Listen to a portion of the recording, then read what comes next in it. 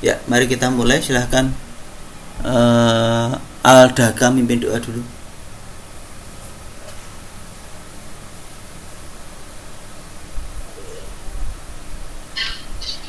Marilah kita bersatu dalam doa. Dalam nama Bapa dan Putra dan Roh Kudus. Amin. Selamat pagi ya Tuhan. Di pagi hari ini kami bersyukur kepadamu atas rahmat dan karunia-Mu sepanjang malam hingga pagi hari ini. Tuhan, pada pagi hari ini kami akan melaksanakan kegiatan belajar mengajar. Sertailah dan bimbinglah kami selalu supaya apa yang kami dapat pada hari ini dapat berguna bagi kami ke depannya. Doa ini kami aturkan dengan pengantaran Kristus Tuhan dan Juru Selamat kami. Amin. Dalam nama Bapa dan Putra dan Roh Kudus. Amin. Baik, selamat pagi semua. Semoga tetap sehat. Kali ini kita akan masuk pada topik yang keenam. Topik keenam ini adalah belajar dari panutan berteologi. Tujuan kita belajar adalah pada topik 6 ini adalah kita mau melihat bagaimana sih seorang teolog itu membuat sebuah artikel teologi. Lalu kita menemukan prinsip, harus juga menemukan belajar tentang prinsip-prinsip dasar. Artinya poin-poin apa yang harus ada dalam sebuah karya teologi ketika orang membuat sebuah paper teologi, artikel teologi. Nah, pertemuan ini penting karena nanti ketika Anda mengerjakan tugas UTS, yaitu resume 4 buku teologi, yang puji Tuhan sampai hari belum ada yang konsultasi ke saya, belum ada yang tanya buku ini boleh tidak, begitu ya. Tidak tahu sudah siap atau memang belum siap sama sekali. Anda harus membacanya dalam kerangka metode berteologi yang kita bahas pada pagi hari ini. Jadi jangan sampai miss karena ini ada 3 langkah penting yang selalu nanti harus diikuti. Dan kalau membaca karya teologi orang lain juga akan memakai 3 langkah penting itu. Baik, silahkan dimulai oleh kelompok untuk presentasinya.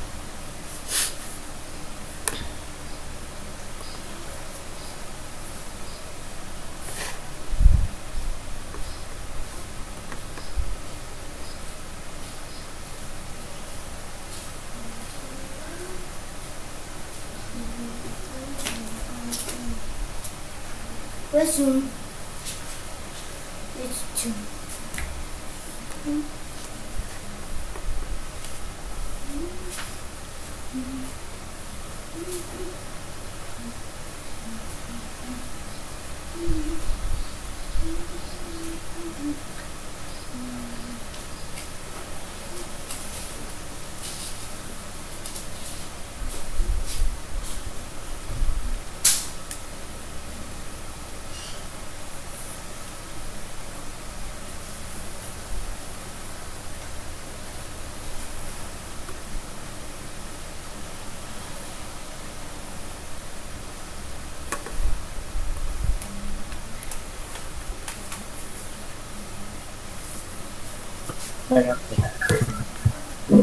Selamat pagi teman-teman. Di sini saya akan menemani Jerry untuk presentasi pada hari ini karena berhalangan teman sekelompoknya yakni Lucia Bernadetta sudah dianggap keluar dari titik. Tidak melanjutkan lagi. Nah, saya persilakan pada Jerry untuk presentasi. Silakan Jerry. Baik, selamat pagi teman-teman yang terhormat kepada Pak Eresto. Jadi saya akan berpresentasi tentang bermetode teologi belajar dari panutan teologi. Orang-orang yang disalibkan hamba Yahweh yang menderita saat ini.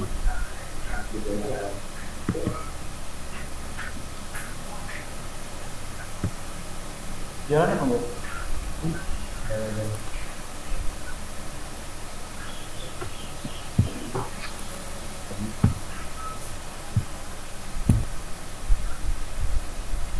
Orang-orang yang disalibkan hamba Yahweh menderita hari ini untuk mengenang Ignasio Ella Kuria, John Subrno. Wah.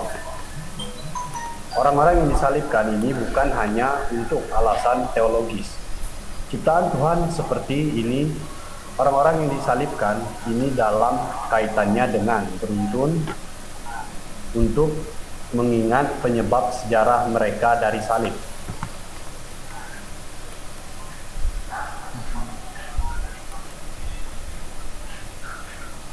Bangsa yang disalibkan, hamba Yahweh yang menderita saat ini di Amerika Tengah saja jumlahnya diperkirakan 1/4 juta.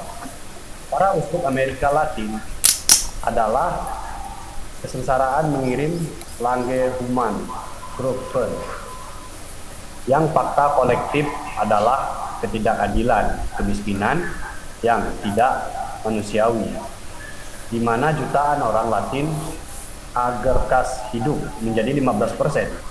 Banyak dari budaya mereka yang telah dihancurkan menjadi sasaran kematian antropologis.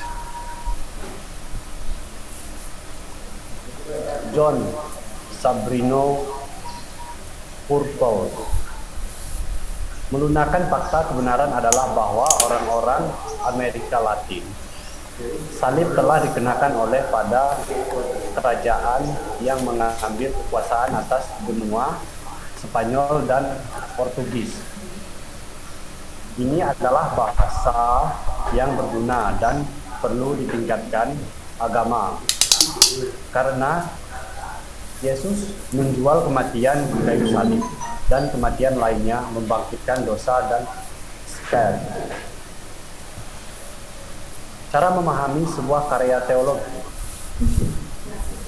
selalu ada pertanyaan dasar, bertanya mana hidup dari manusia dalam situasi seperti ini.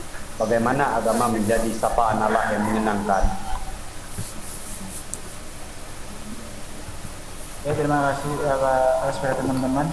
Jadi inti yang disampaikan oleh saudara saya Jerry, yakni bahwa dalam kita menganalisis sebuah karya teologi, hendaklah kita mengajukan pertama yaitu pertanyaan dasar dari karangan tersebut. Yang kedua, kita memberikan jawaban otentik terhadap apa yang telah kita pahami dari karya karangan teologi tersebut.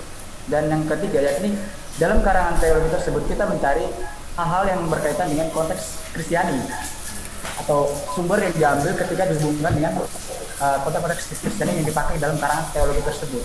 Nah, dalam pembahasan kali ini yang dipakai teman saya Jerry, yakni berdasarkan sumber bacaan yang diberikan Bapak Pak Eresto, yakni tentang karangan teologi yang berasal dari John Sobrino. Ya, sekian, terima kasih dari Jerry dan saya. Kami persilakan kepada teman-teman untuk menyampaikan tanggapan atas presentasi kami. Dipersilakan. Selanjutnya untuk kelompok penanggap. Baik, saya Pak.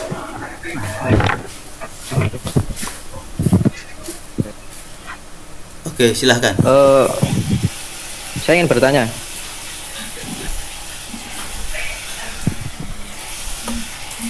Apa sih tujuan dari unsur-unsur teologi tersebut?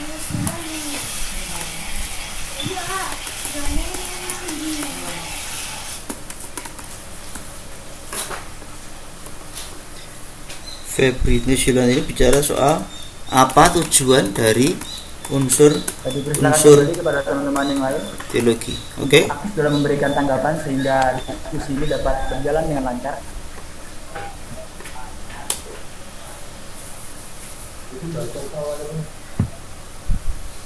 Anggota kelompoknya sendiri, Febri.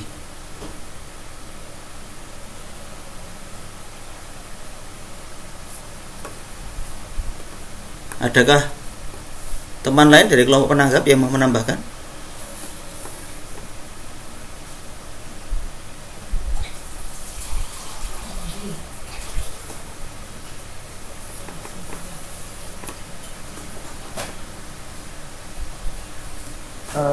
Mungkin dari teman-teman misalkan ada yang mau menambahkan misalnya tanggapan terhadap atas yang kami sampaikan. Mungkin dari teman-teman ada menambahkan materi-materi tertentu sehingga tidak hanya dari materi dari kelompok kami, tetapi juga lebih luas dari pemahaman teman-teman sekalian. Jadi bukan hanya tanggapan yang disampaikan. Bisa dapat terjalin diskusi yang baik.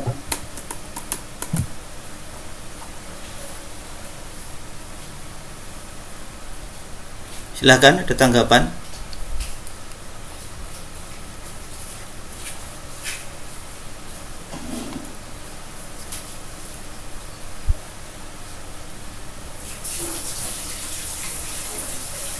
Dari teman-teman yang lain ada pertanyaan, tanggapan, tambahan, komentar, pemahaman terhadap artikel John Sobrino?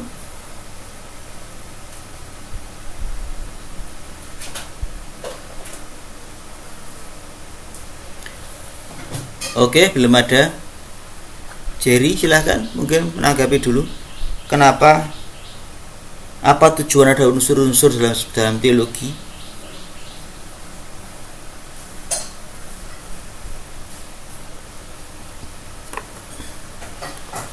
Karena baru ada satu yang mengajukan diskusi.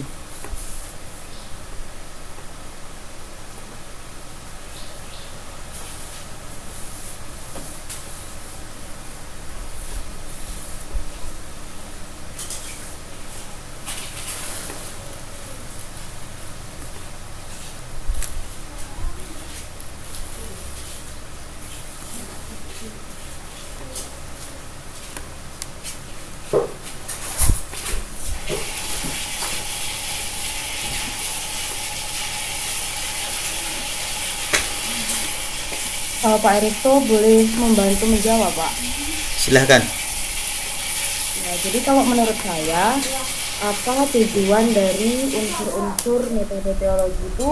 Yang pertama menurut saya untuk mempermudah ketika kita hendak membuat karya teologi. Lalu yang kedua untuk mempermudah kita dalam memahami buku atau bacaan karya-karya para teolog. Terima kasih. Oke, terima kasih. Untuk mempermudah, apakah unsur-unsur teologi hanya untuk mempermudah, kan begitu? Kalau hanya mempermudah itu kan struktur ya. Yang lain, silakan. Jerry atau Kristo mungkin.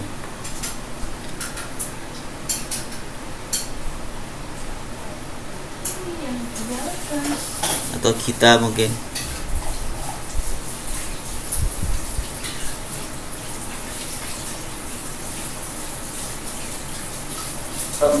Yang soalnya jaringan ini terkendala, jadi yang kedua tadi bisa diulang karena tidak kami tadi keluar.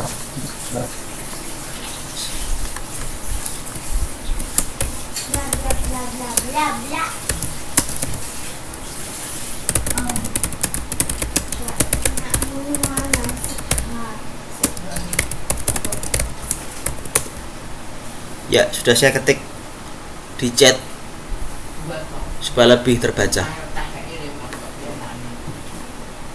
Terima kasih, Pak.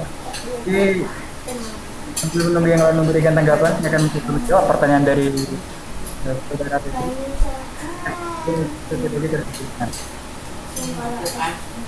Sampaikan Bapak melalui video kemarin bahwasanya kita menganalisa sebuah karangan teologi, kita harus memperhatikan beberapa unsur.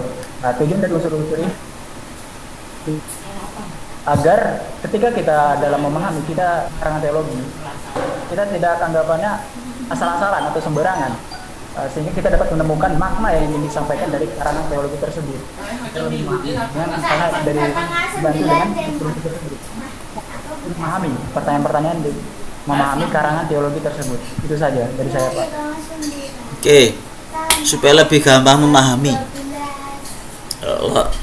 Jihanan tadi supaya lebih gampang untuk membuat begitu, memahami juga sama. Gini teman-teman, kita kan akan selalu bertanya, kalau di pertemuan 5 kita bertanya ya, berteologi itu ngapain sih? Nah, di pertemuan kemarin kita ngomong berteologi itu ngapain? Pertemuan yang minggu lalu. Kalau kita berteologi itu kita ngapain?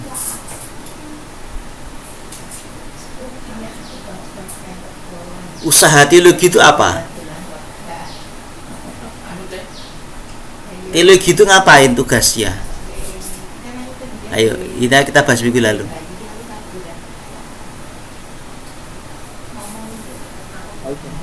Ya. Pak, kalau untuk yang minggu lalu tuh teologi yang dibahas itu untuk mencari sebuah solusi. Terus? Jadi untuk mencari solusi untuk membantu orang untuk keluar dari masalah yang dihadapi gitu. Teologi itu kan usaha interpretasi ya. Kemarin kita selalu pakai kata itu sih, kata interpretasi. Menginterpretasi supaya iman pewahyuan Allah pewahyuannya sambung dengan hidup manusia yang konkret. Ya. Di sabda Allah dipahami dalam bahasa manusia yang konkret. Nah, contohnya memang kemarin saya berikan contoh tetangga saya yang kena gempa itu. Ya. Nah, artinya kalau orang berteologi dia mau menyambung, ya kan, antara sabda Allah dan hidup manusia konkret. Nah, sekarang kita topik 6 ini bicara soal bermetode teologi supaya bisa nyambung. Lalu bagaimana caranya, kan gitu, supaya orang kalau berteologi itu bisa menyambungkan Allah dan manusia. Terus bagaimana caranya, ya kan?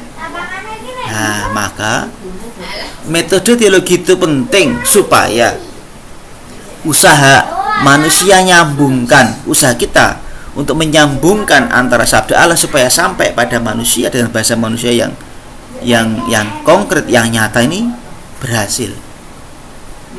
Itu targetnya. Nah, selalu struktur dasarnya ada 3. Yang pertama, merumuskan masalah.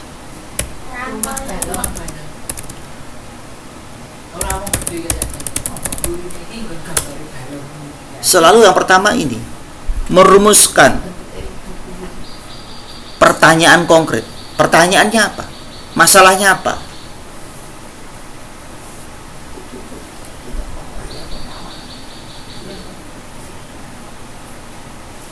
Yang kedua, memberikan jawaban otentik. Jawaban otentik artinya jawaban saya. Kalau saya mau mengarang sebuah artikel teologi, maka saya harus punya jawaban.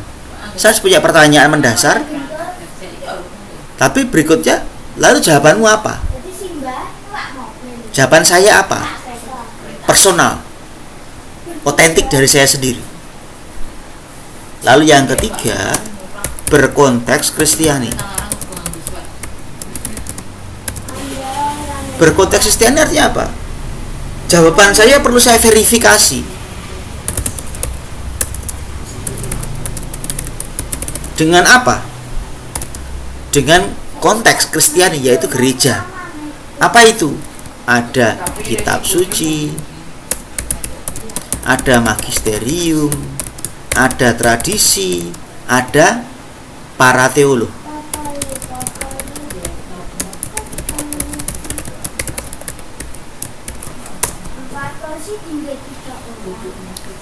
Nah, tadi sekali lagi ingat, teologi adalah usaha interpretasi. Ya, maka saya sebagai, misalkan saya menjadi teolog, saya membuat karya teologi, saya mencoba menginterpretasi supaya sabda Allah sambung dengan hidup manusia. Itu di mana? Pada nomor 2. Nomor 1 itu masalahnya apa? Mana yang tidak sambung? Mana miss-nya? Mana titik tidak miss-nya yang belum terisi? Gap-nya mana? Gap-nya apa? Setelah gap-nya ketemu, maka saya sebagai teolog, ya saya mengandaikan diri sebagai teolog ya, saya akan berikan jawaban saya ini loh. Nah, berikutnya adalah tentu teologi harus sahih kan ya, harus sahih. Artinya masuk akal, bisa dipertanggungjawabkan. Nah, supaya bisa dipertanggungjawabkan, maka saya ketika merumuskan jawaban saya tadi juga perlu berkonteks Kristiani. Artinya apa? Apakah ada teks kitab suci yang bisa mensupport pandangan saya? Atau jangan-jangan omongan saya berbeda dengan teks kitab suci? Ajaran gereja magisterium bagaimana? Sama tidak dengan saya? Atau berbeda? Atau pandangan saya berlawanan dengan magisterium? Dengan tradisi bagaimana? Dengan para teolog bagaimana? Artinya, kalau argumen saya ini koheren dengan para pemikiran para teolog, para kitab suci, dalam juga kitab suci, dengan ajaran gereja, maka pandangan saya sahih. Jawaban saya masuk akal, make sense, ya, tidak bid'ah begitu.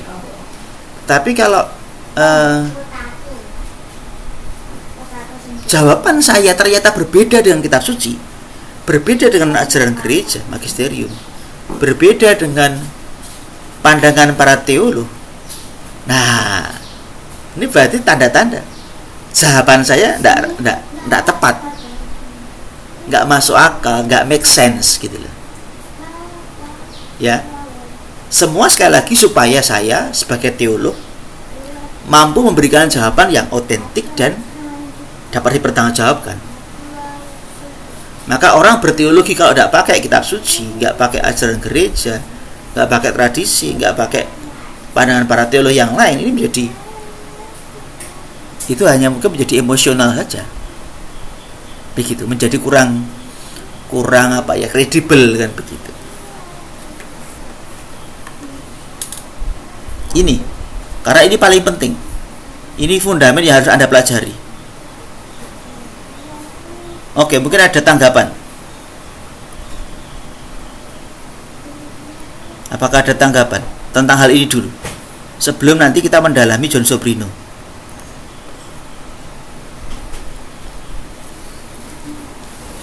Baik, saya Pak. Silahkan. Bagaimana ketika kita mampu merumuskan masalah dari sebuah artikel atau dari sebuah bacaan, kemudian mampu memberi jawaban otentik, namun kita tidak bisa atau tidak memahami tentang konteks Kristiani, dalam arti kita tidak paham tentang ajaran gereja, terus lalu kemudian tidak memahami kitab suci, atau mungkin paham namun tidak mampu gimana ya, tidak mampu menjelaskan. Ya.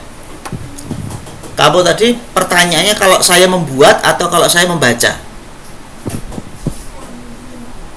Beda loh. Gimana? Kalau saya membaca karya teologi orang lain atau kalau saya membuat karya teologi saya? Membaca. Ya. Jadi tugas UTS nanti Anda adalah membaca karya teologi orang lain yang berupa buku, ya kan? Nah, maka kalau Anda membaca buku teologi, Anda harus menemukan 3 hal ini. Pertanyaannya adalah selalu, teolog ini merumuskan masalahnya bagaimana? Atau masalah apa yang dirumuskan oleh teolog ini? Nah, kalau sekarang kita ngomong John Sobrino, saya harap Anda sudah membaca artikel itu dan sudah nonton video saya tentang penjelasan artikel John Sobrino. Ya. Sekarang pertanyaan saya sederhana. Rumusan masalah apa yang diajukan oleh John Sobrino dalam artikelnya? Karena pertanyaan Febri tadi kan tepat sekali, dan memang hari ini kita belajar soal bagaimana kalau saya jadi begini. Tulisan John Sobrino itu sebuah artikel teologi, dia pandangan teologi, ya, itu karya teologi. Sederhana sekali, memang hanya berapa halaman, tapi itu karya teologi. Nah, kalau kita membaca karyanya John Sobrino, maka kita harus bisa kok bahasa Jawanya midati itu apa ya?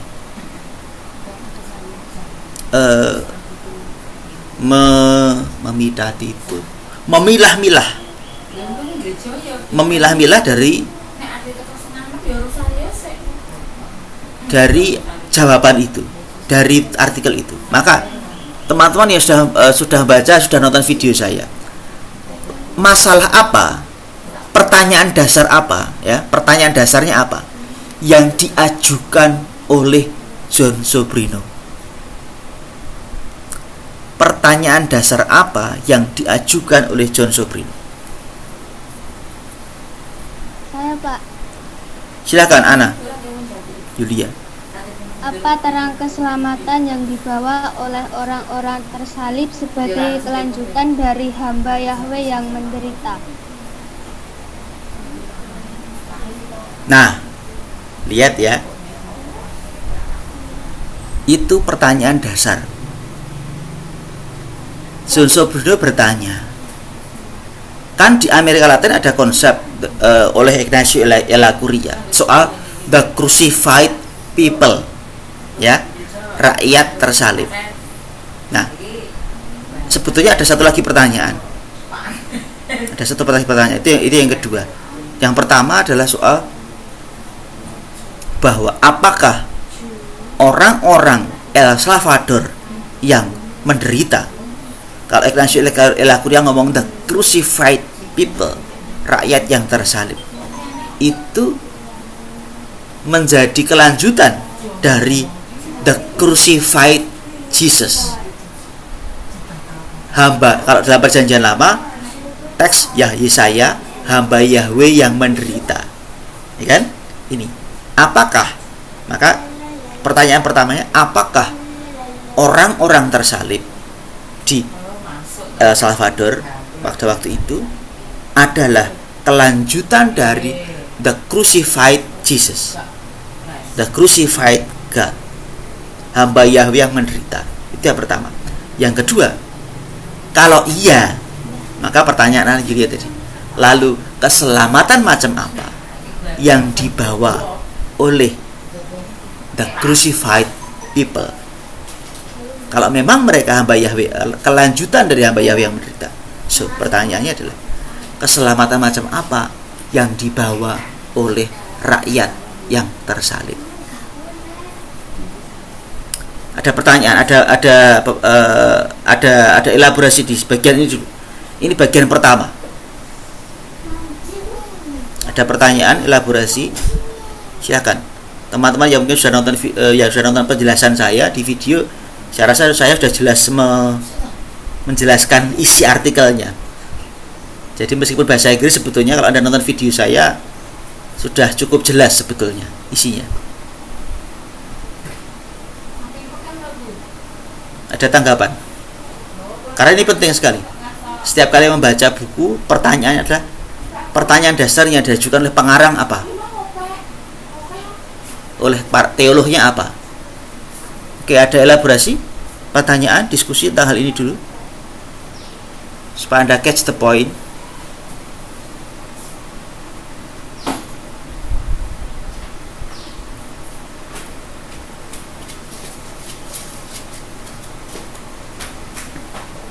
Ya Pak, saya ingin bertanya. Jadi gini Pak, kadang itu kan buku-buku karya teolog itu kan kadang kayak apa namanya, translatean, apa ya, translatean itu kayak dari ini bahasa apa terus jadi bahasa Indonesia gitu kan Pak. Nah terus setelah jadi bahasa Indonesia itu bahasanya kayak berat gitu loh Pak.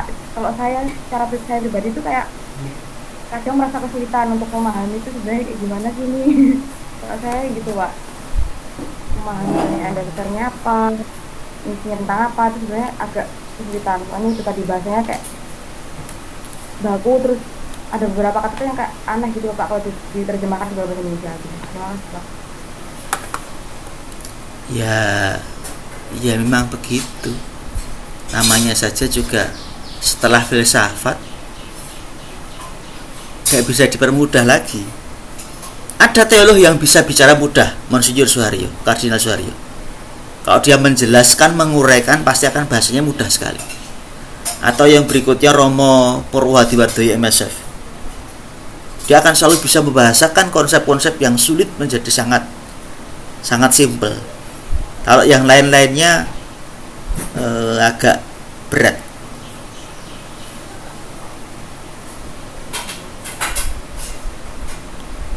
Itu sih kalau saya.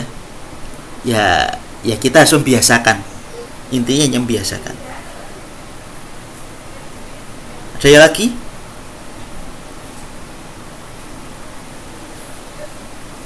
Dari saya, Pak. Silakan, Kristo. Yang mau saya tanyakan adalah seperti yang saya ketahui dari pelajaran Bapak sebelumnya itu berteologi berarti kita merefleksikan Tuhan dalam kenyataan sehari-hari. Nah, berarti karangan teologi kan berarti pengarangnya merefleksikan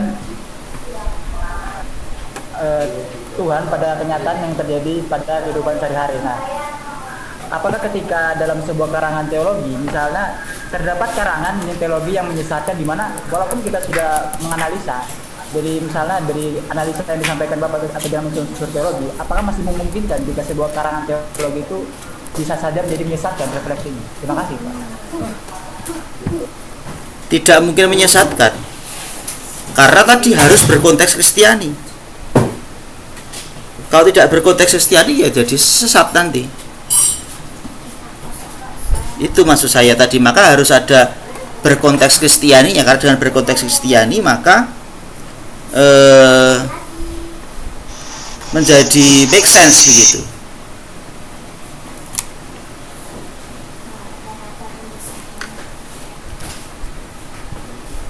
Jadi kalau berkonteks Kristiani maka menjadi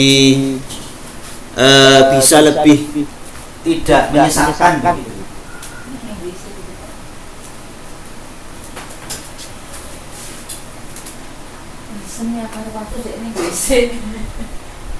Begitu Kristo.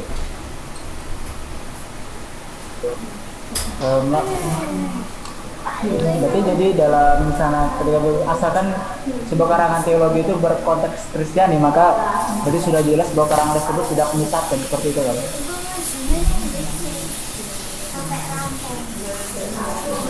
Ya, makanya Anda punya tugas sebagai pembaca untuk memverifikasi apakah dia pakai kitab suci yang benar, apakah dia pakai magisterium yang benar, apakah dia pakai berlawanan nggak dengan ajaran gereja, berlawanan nggak dengan pandangan teolog yang lain, misalkan begitu.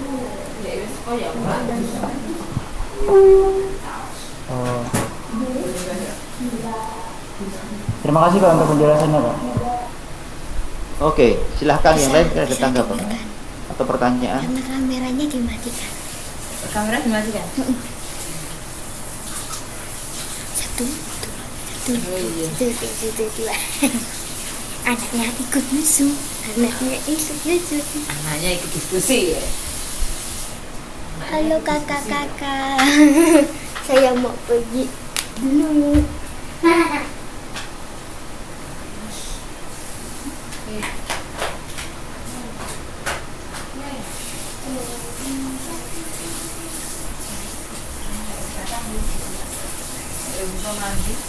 Baik, saya Pak mau bertanya. Silakan. Berarti dalam berteologi kita dituntut untuk bersikap radikal. Radikal dalam arti dari unsur-unsur ini, apakah kita dituntut untuk melawan ajaran-ajaran yang di luar konteks Kristiani dan meluruskannya, atau hanya sekedar membahas dan mendalami?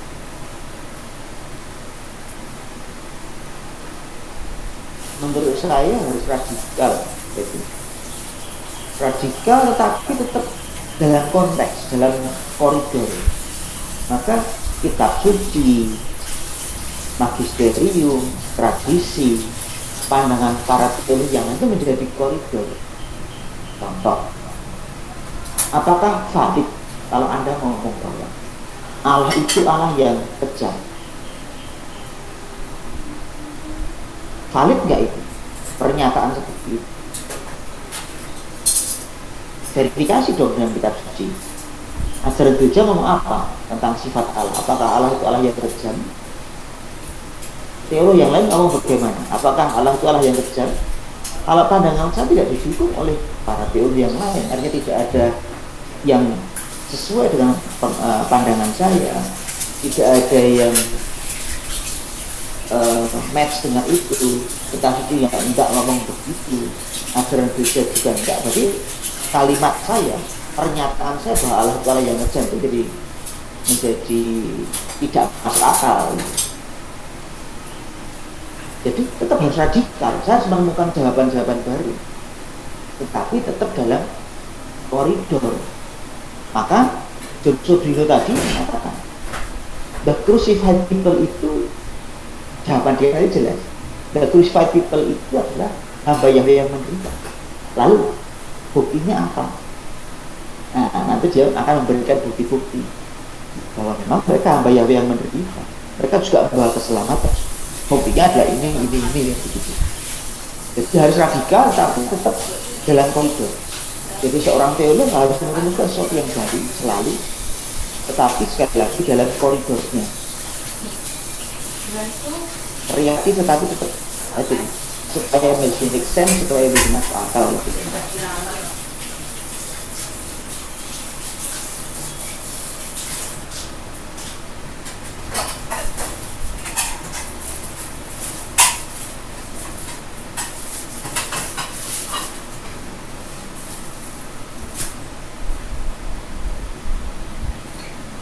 Gimana yang lain? Silahkan. Pada tanggapan.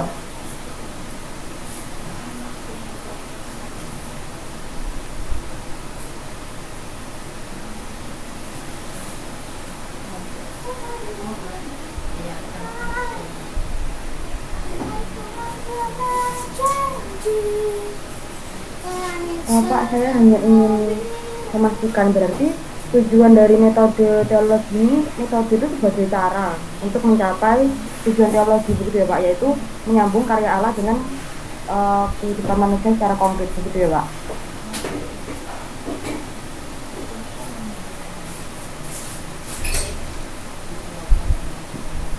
Ya. Jadi supaya usaha nyambungkan tadi menjadi make sense, menjadi masuk akal, bisa dipahami, lalu juga valid, tidak asal-asalan nyambung kan gitu ya. Oke.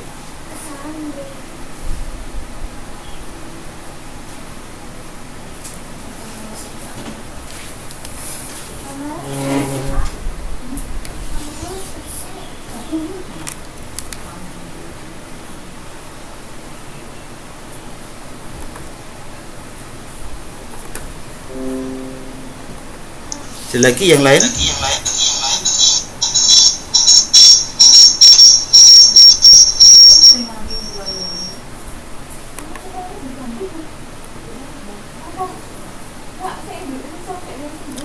Oke. Kalau tidak ada, kita bergerak pada langkah kedua. Memberikan jawaban otentik. Jawaban otentik John Sobrino apa? Jawabannya John Sobrino apa? Terhadap pertanyaan tadi. Itu khas punyanya John Sobrino.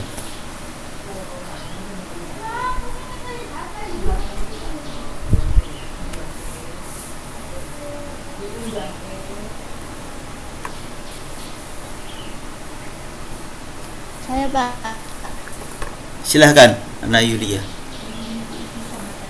Orang-orang tersalib menjadi terang dan keselamatan, menunjukkan siapa kita, menunjukkan utopia yang ada, kasih, harapan, iman, pengampunan, dan solidaritas. Ya, yang terakhir tadi kasih, pengampunan, terus apa lagi? Kasih, pengampunan, solidaritas. Terus apa lagi?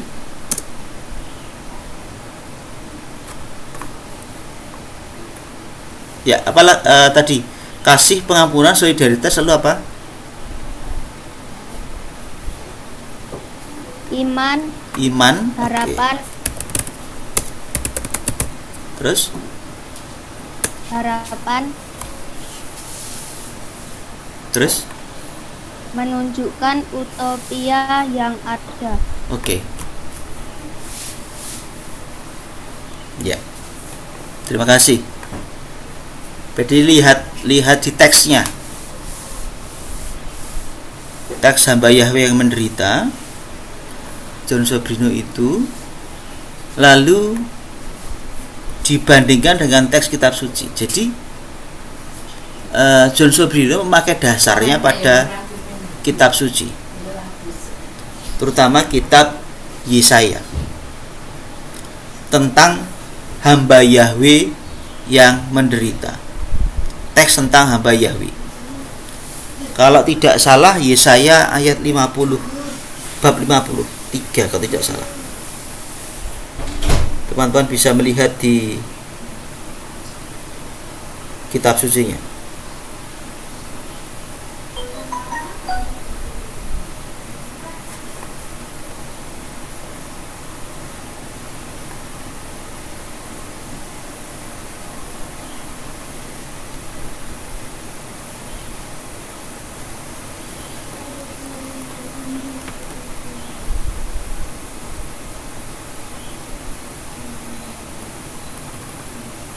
Tambah lemot.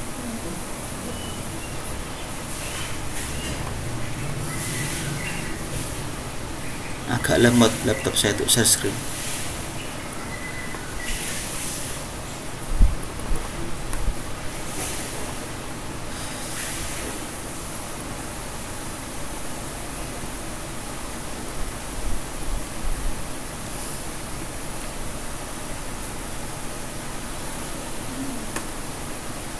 Ada yang bisa share screen artikelnya John Sobrino?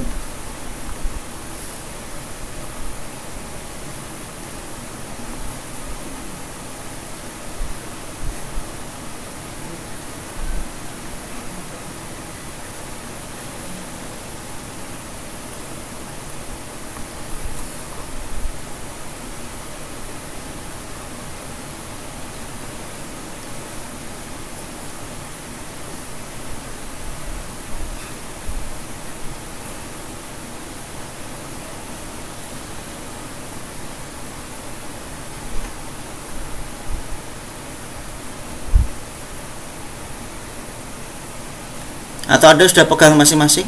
Oke.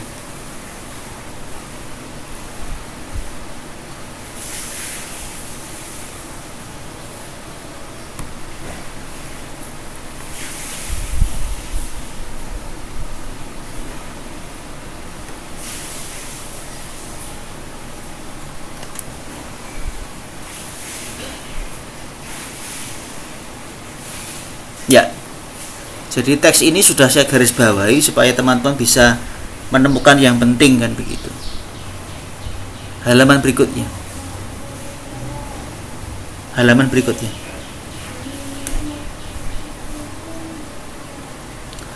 Nah, jawaban otentik Sobrino, John Sobrino ada di bab 2 dan bab 3. Ya, lihat. Ada yang saya garis bawahi, lalu saya kasih nomor.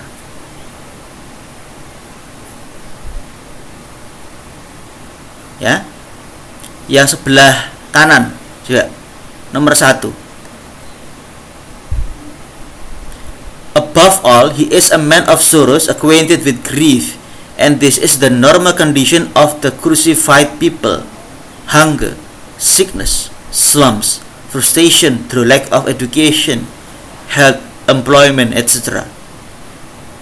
And if their penalties are innumerable in normal times, peacetime as it called, they increase even more when, like the servant, they decide to establish justice and right.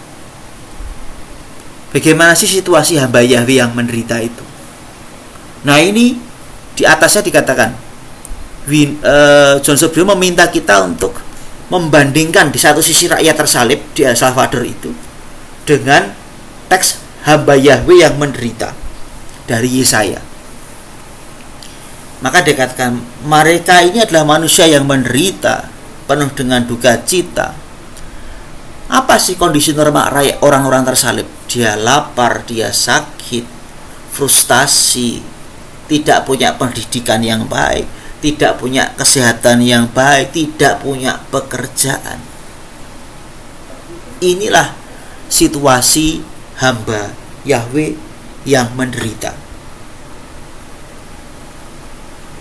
Ini yang pertama. Jadi bahwa rakyat tersalib itu sejajar dengan teks lagu hamba Yahweh yang menderita pada kitab Yesaya. Yang berikutnya 2. Yang nomor 2. Like the servant, the crucified people are despised and rejected. Everything has been taken from them. Sebagaimana hamba Yahweh, orang-orang tersalib itu dibuang, despised and rejected, ditolak. Segala sesuatu telah diambil darinya.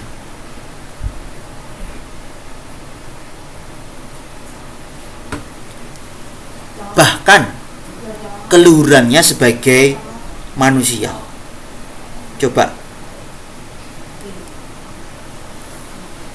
ingat bagaimana Yesus itu menderita. Dia ditolak, dibunuh, disalib di antara para perompak.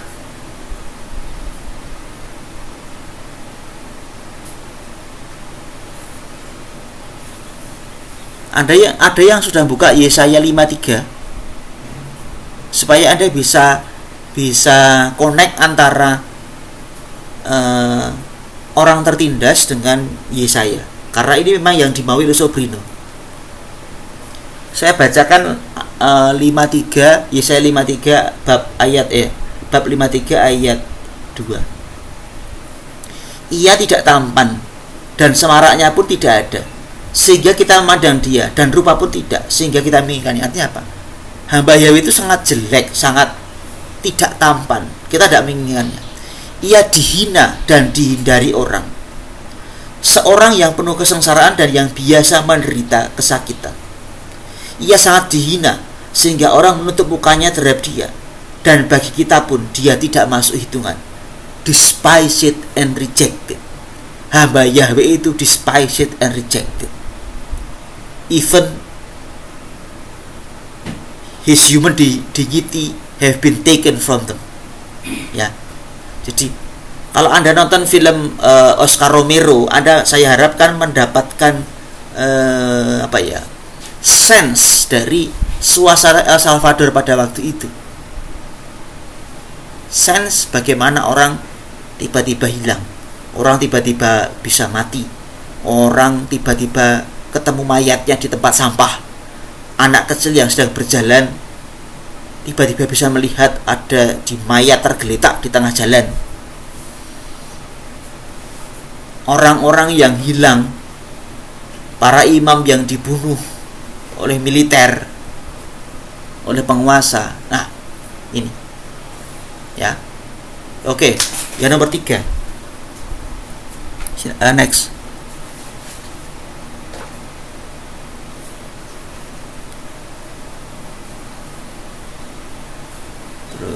Terus.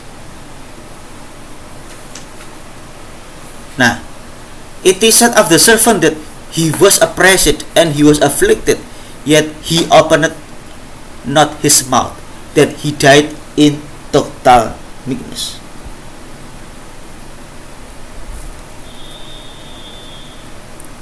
Yesaya 53 ayat 7. Dia dianiaya, tetapi dia membiarkan diri ditindas dan tidak membuka mulutnya, seperti anak domba yang dibawa ke pembantaian, seperti induk domba yang keluh di hadapan orang-orang yang menggunting bulunya. Ia tidak membuka mulutnya. Ingat Yesus, dia diadili, dia disiksa, dia diberi mahkota duri, tetapi sama sekali tidak ada pembelaan, dan dia tidak membuka mulutnya. Dan sama seperti itulah juga rakyat-rakyat yang menderita itu. Dia tertekan, dan dia keluh dan dia tidak bisa membuka mulutnya.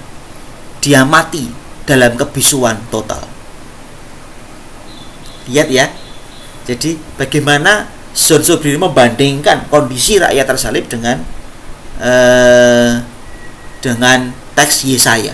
Oke, yang keempat.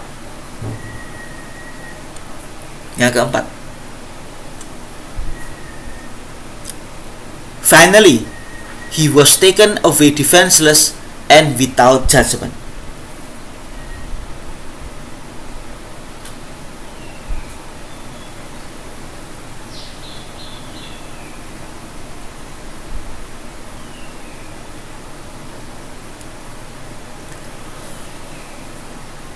Hamba Yahweh itu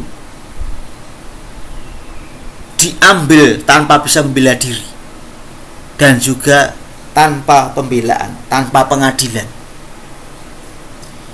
Yesus nggak membela diri, nggak bisa membela diri, dan dia tidak diadili. Pilatus nggak bisa mengadili dia karena ini bukan ranahnya.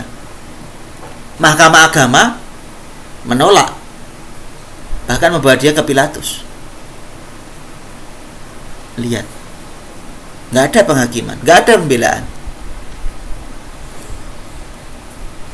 hanya tiba-tiba dihukum saja. Begitulah juga rakyat yang tersalib, nggak bisa ke pengadilan, nggak punya pembela, tiba-tiba diculik, tiba-tiba ditangkap, dianggap sebagai teroris, dibantai, dibunuh, nggak ada pengadilan. Maka di ending di paragraf berikutnya Sobrino mengatakan orang-orang tersalib, the crucified people, adalah the suffering servant of Yahweh today, adalah hamba Yahweh yang menderita hari ini. Jelas ya. Ini konsep jawaban otentik pertama dari John Sobrino bahwa orang-orang tersalib adalah hamba Yahweh yang menderita hari ini.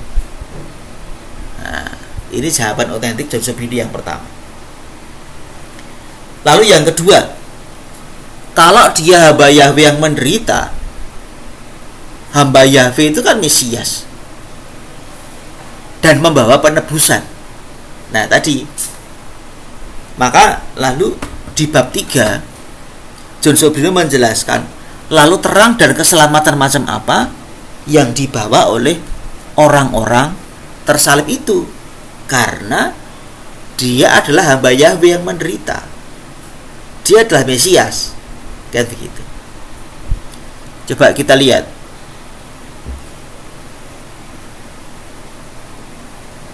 bab 3.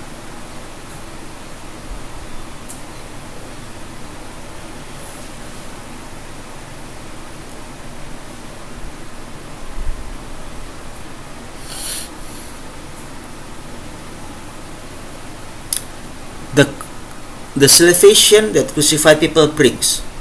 Sebelum halaman ini.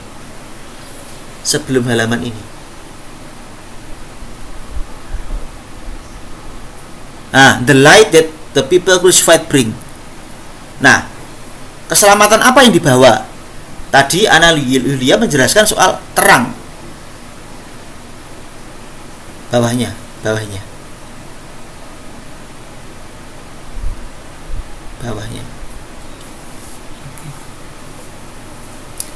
Terangnya apa? Kalau Ana Yulia tadi sudah menjelaskan bahwa terangnya adalah menjelaskan soal utopia.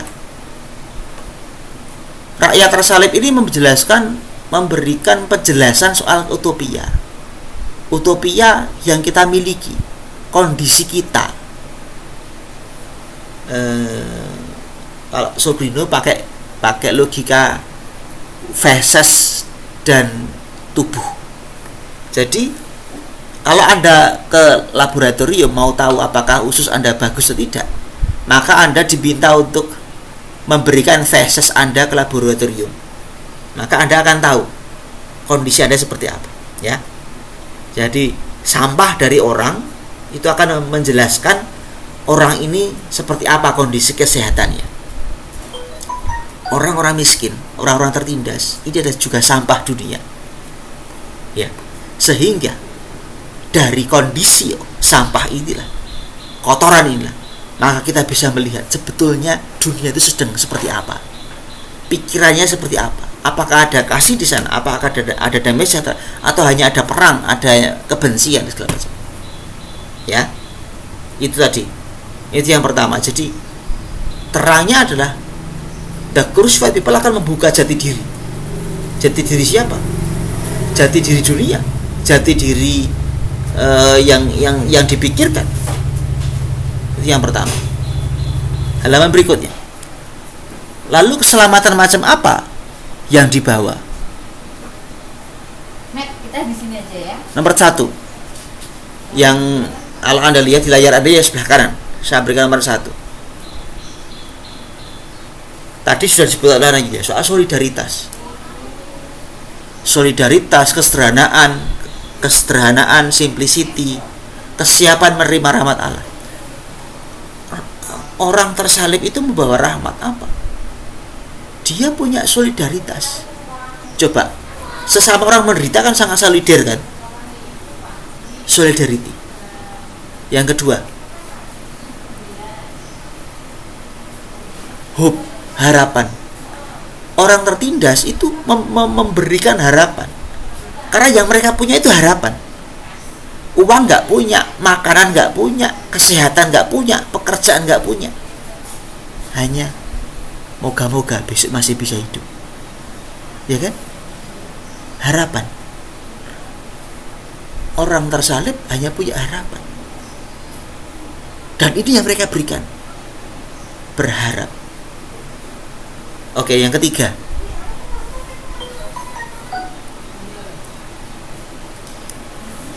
Solidaritas, harapan, lalu kasih yang besar. Nomor 3, kasih. Mereka gak punya apa-apa lagi,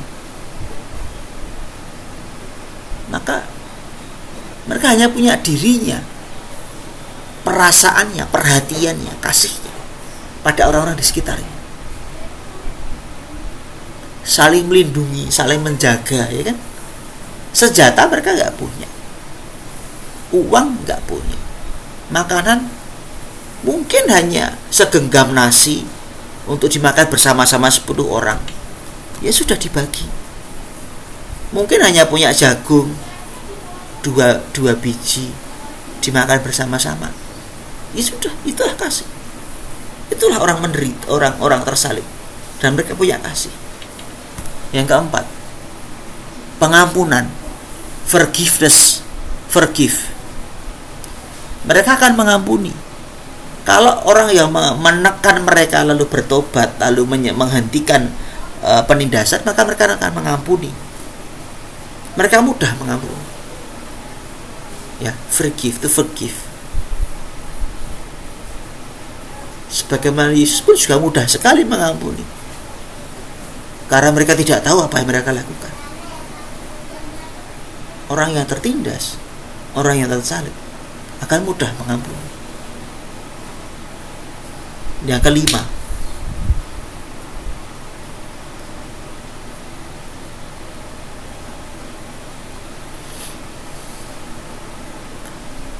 the crucial peoples have generated solidarity. Ini adalah cara menggereja yang genuine, yang asli. Jadi kalau mau lihat gereja yang asli, lihatlah pada diri orang-orang miskin. Karena apa? Di sana saling membantu satu sama lain, saling support satu sama lain. Solidaritas sesuatu yang kecil, tapi bagaimana ketika orang-orang yang menderita bisa sama-sama berbagi. Kalau dia hanya punya 1 kilo beras, ada 30 orang, ya sudah 1 kilo beras untuk semuanya bareng-bareng. The crucial people generated solidarity, menghasilkan solidaritas. Dan inilah wajah gereja, berbagi sama rasa, sama rata, sama sepenanggungan. Ini wajah gereja. Kalau mau lihat gereja yang asli ya di situ. Dan yang keenam, iman. Iman. Nggak ada lagi yang lain. Semoga Tuhan membantu, menjaga. Maka biasanya orang menderita lebih pasrah. Kalau orang punya duit gak gampang pasrah. Tapi orang yang menderita, orang yang tertindas, dia jauh lebih beriman. Karena yang dipunyai tinggal itu. Kuasa gak punya, duit gak punya, pinter juga enggak, bodoh iya, senjata gak punya, makanan gak punya, badan sakit semua, borokan dan sebagainya. Hanya iman. Semoga Tuhan membantu dia. Maka menurut John Sobrino, rakyat yang tersalib, the crucified people, adalah hamba Yahweh yang menderita hari ini, dan mereka memberikan terang dan keselamatan bagi kita semua. Nah, gitu. Itu jawaban otentiknya. Oke, sudah cukup untuk sesi.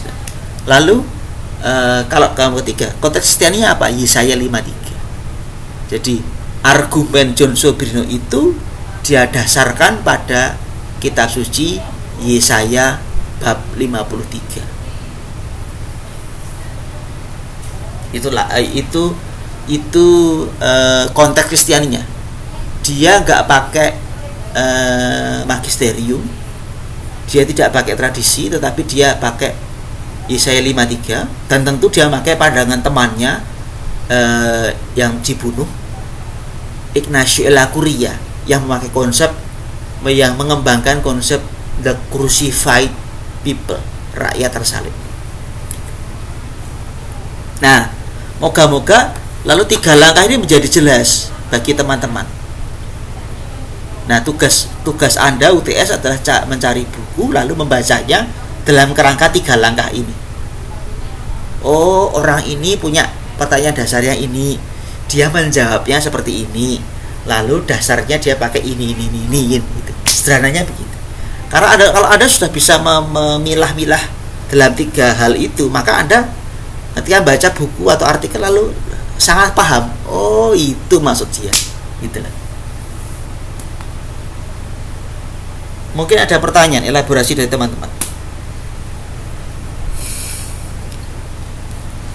Apa yang saya pakai adalah teologi pembebasan yang memang berkembang dari Amerika Latin, yang dimunculkan oleh para imam-imam di El Salvador, dan memang mereka ya dianggap kiri pada waktu itu, dan beberapa dari mereka memang dibunuh, termasuk tadi Ignatius Elacuria, itu temannya John Sobrino. John Sobrino itu seorang dosen teologi. Lalu artikel ini kan untuk mengenang temannya, seorang imam teolog, Ignatius Elacuria, yang punya konsep soal the crucified people, rakyat tersalib.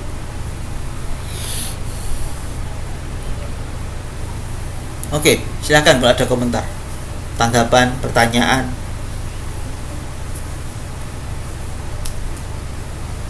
Ya Pak, saya ingin bertanya. Ya. Berarti dalam memverifikasi jawaban otentik kita bisa Pak, kalau misalnya menggunakan mungkin kitab suci dan ajaran para teolog gitu, maksudnya nggak lengkap empat-empatnya kita verifikasi, itu nggak apa-apa Pak atau gimana? Iya, iya. Jadi paling tidak kitab suci sama para teolog lah, gitu. Paling tidak. Lengkap lagi ya 3. Kalau yang paling sulit tradisi, karena mungkin Anda tidak punya akses ke sumbernya, resource-nya. Tapi kalau kitab suci jelas, ajaran gereja jelas. Para teolog yang lain ya Anda bisa misalkan sambil mengutip pandangannya Monsinyur Suharyo, Kardinal Suharyo, Anda bisa mengutip Tom Yakob, Anda bisa mengutip Grunen misalkan kalau dari Indonesia, Anda bisa mengutip Rahner, atau mungkin Paus Benediktus 16 Ratzinger misalkan, kan gitu. Baik Pak, terima kasih. Ya, silakan yang lain mungkin.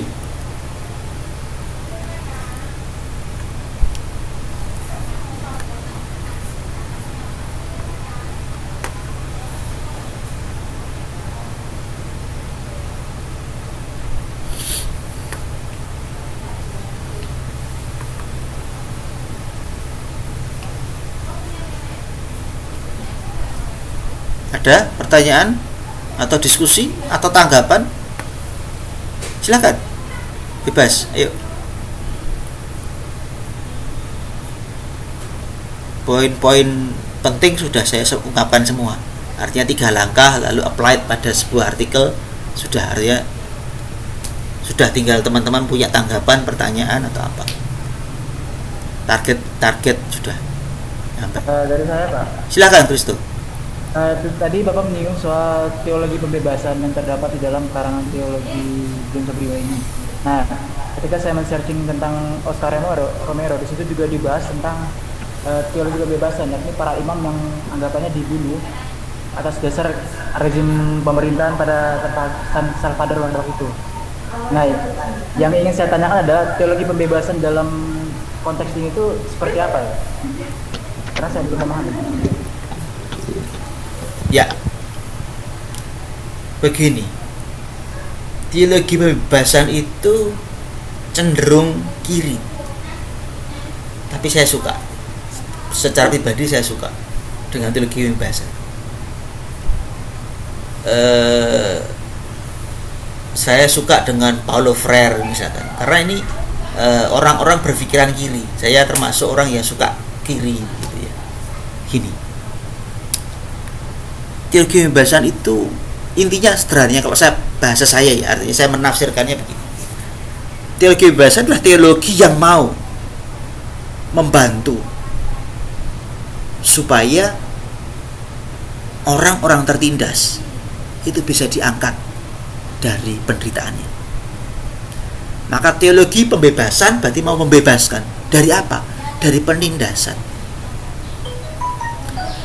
Dalam konteks Indonesia ini menjadi sangat relevan, karena menurut saya kita masih hidup dalam penindasan. Loh, kok bisa? Iya, teman-teman dari Kalimantan bisa ngalami penindasan itu ketika lahan mereka diserobot oleh pabrik perusahaan sawit. Mereka yang punya tanah adat, tetapi perusahaan sawit menyerobotnya. Sampai hari ini masalahnya tidak pernah selesai. Dan Anda bisa lihat di Kalimantan yang namanya jalan itu masih tanah. Artinya jalan level provinsi itu seringkali masih tanah. Kenapa di Jawa tidak begitu? Ini jangan-jangan Jawanisasi. Artinya apa? Ada ketidakadilan di negara ini, sehingga di Kalimantan perkembangannya hanya begitu, sementara di Jawa tidak begitu.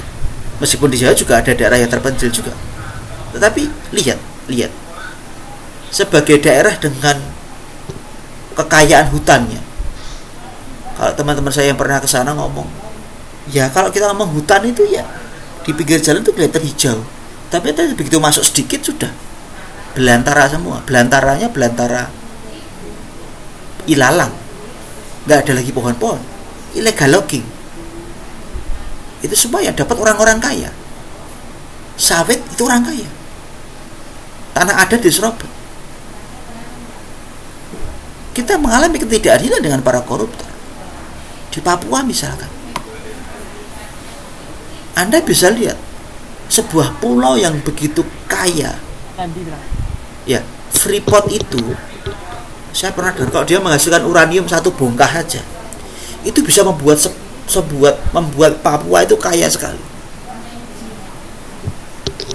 1 bongkah uranium saja. Tetapi di mana kekayaan itu? Lihat ya, kita mengalami situasi ketertindasan. Kalau kita ngomong soal hidup beragama, kita ngalami bagaimana di Indonesia orang beragama Katolik itu sangat susah. Nggak mudah membangun gereja aja susah.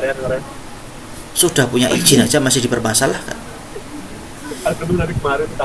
Kita berhadapan dengan struktur yang menindas. Maka menurut saya pribadi, teologi kebebasan itu sangat relevan di Indonesia. Karena sekarang kita berhadapan dengan koruptor, dan koruptor itu pembuat hukum, pembuat undang-undang, pembuat keputusan. Dan rakyat itu gak ada apa-apanya.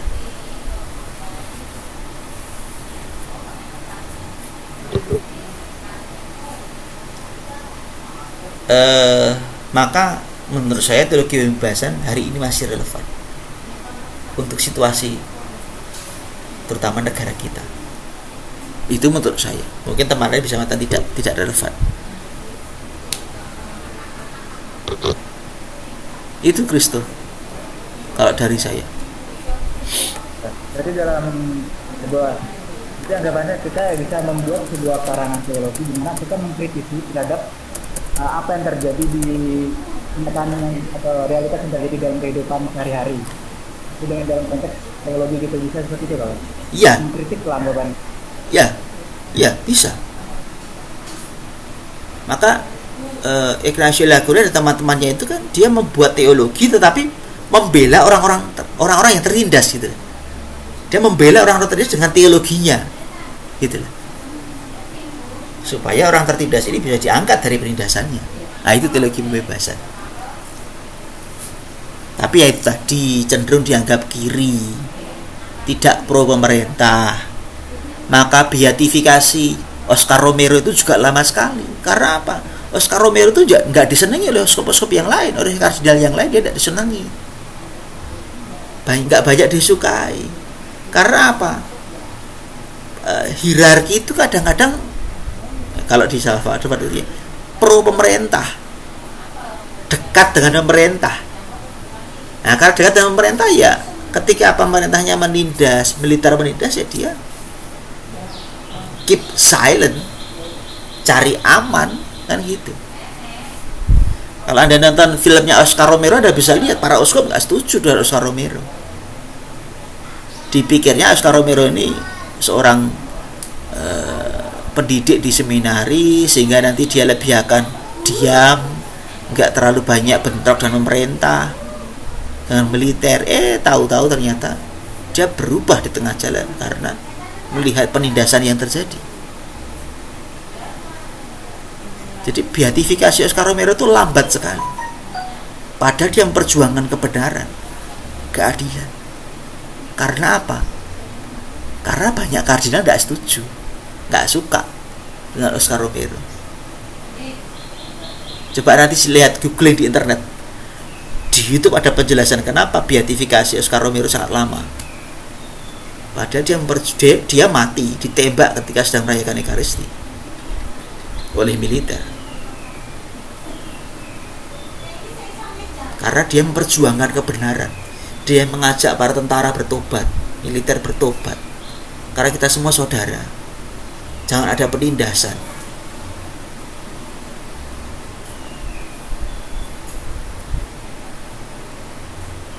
Itu Kristo.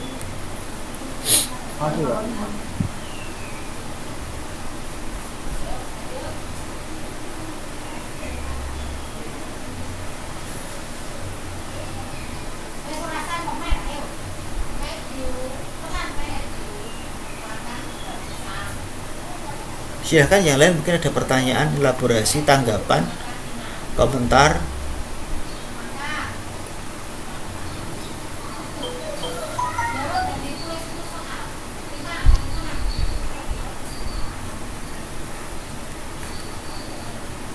Atau sudah cukup clear, jelas bagi teman-teman.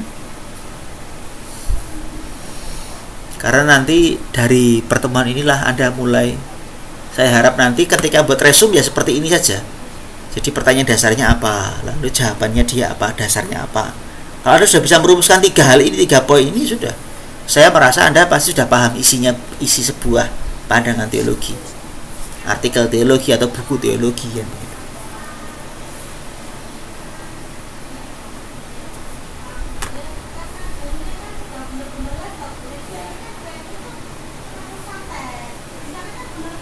Pak, saya mau bertanya. Silakan. Apa pengertian kematian antropologis?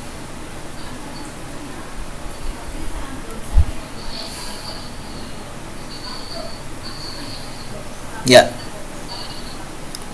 Antropos itu manusia.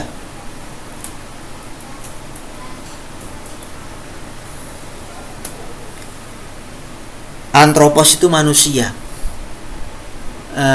Kematian yang bersifat kemanusiaan, human being, antropos.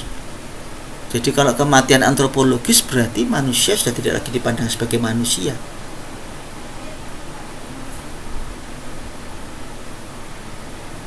Itu bersifat antropologis, ya. Antro itu manusia, logos itu ilmu. Jadi antropologi ilmu yang mempelajari tentang manusia. Tapi kematian antropologis berarti ya manusia tidak lagi dipahami sebagai manusia, mungkin hanya sebagai mesin saja. Itu.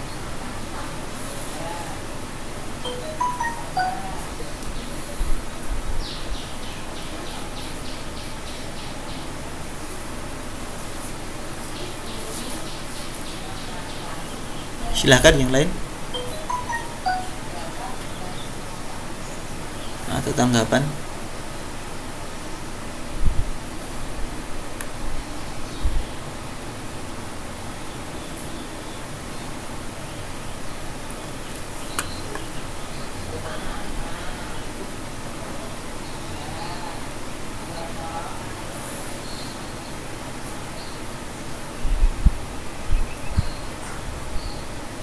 Ada tanggapan? Pertanyaan?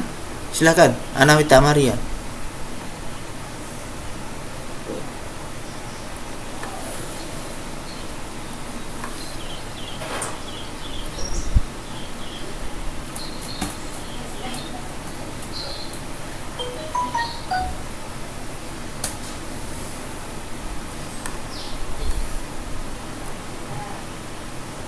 Ada tanggapan? Pertanyaan? Atau sudah cukup jelas?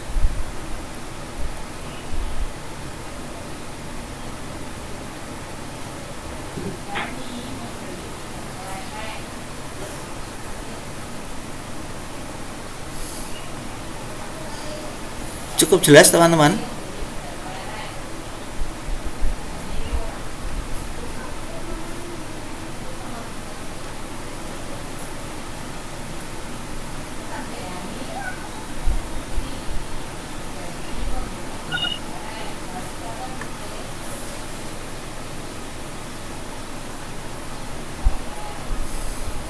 Kalau jelas maka tolong segera cari buku, karena UTS Anda untuk pengantar teologi adalah membaca 4 buku teologi, membuat resume. Resumenya satu buku hanya maksimal 2 halaman, jangan panjang-panjang. Nah, sketsa kerangkanya, caranya ya kurang lebih seperti yang kita buat hari ini. Dengan 3 kerangka tadi harus Anda cari. Maka saya akan selalu minta buku teologi yang satu koheren, artinya dia membahas satu konsep utuh, bukan buku yang membahas banyak masalah gitu loh. Satu masalah saja yang jadi lebih sederhana. Tapi juga jangan yang tebal-tebal.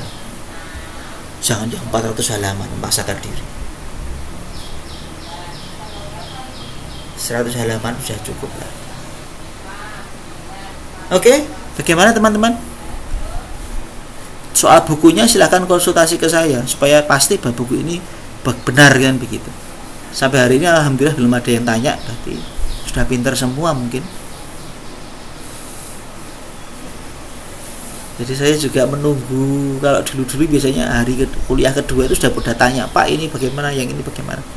Sampai hari ini kok aman, tenang, terkendali.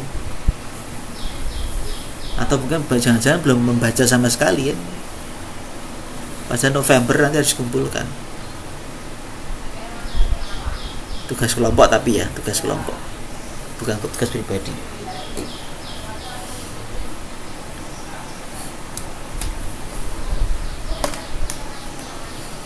Oke, ada pertanyaan? Nggak ada? Clear? Kalau clear kita berhenti istirahat. Atau Jihan mau tanya? Iya Pak, berarti yang resum 4 buku teologi ini individu bukan Pak? Kelompok. Kelompok. Iya. Oh ya, kirain individu loh kemarin. Ya. Kelompok. Kemarin kan saya bilang kan, ada 2 jenis kelompok dalam kuliah pengantar teologi. Yang satu kelompok untuk presentasi, isinya 2. Tapi ada satu kelompok lagi yang isinya kalau tidak salah 5 atau 6 orang. Nah, itu nanti membuat resume 4 buku teologi satu kelompok. Nah, nanti ketika UAS, mereka juga satu kelompok ini membuat paper teologi. Kalau saya tidak salah omong di awal dulu saya ngomong begitu. Jadi ada 2 kelompok. Kelompok pertama adalah kelompok yang presentasi harian seperti ini. Yang jenis kelompok kedua adalah isinya tidak hanya 2 orang. Karena kalau hanya 2 orang nanti terlalu sedikit.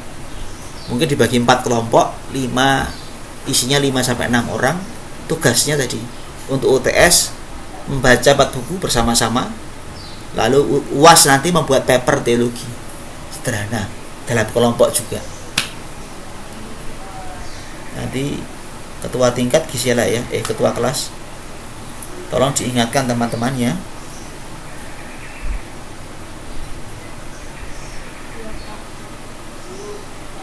Oke. Ada pertanyaan? Jadi besok UTS pengantar teologi tidak ada. Adanya adalah tugas membaca buku. November nanti dikumpulkan. Kalau papernya Desember awal dikumpulkan.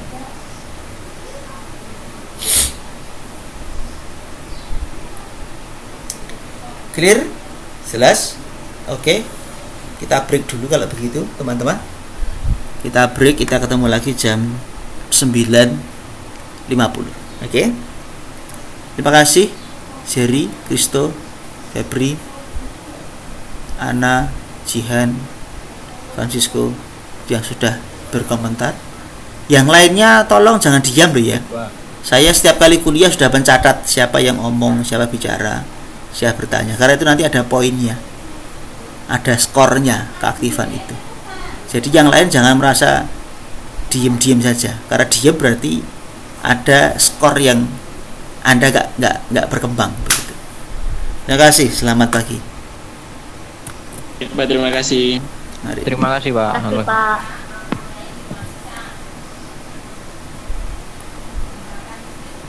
Pak, saya minta tanya. Ya.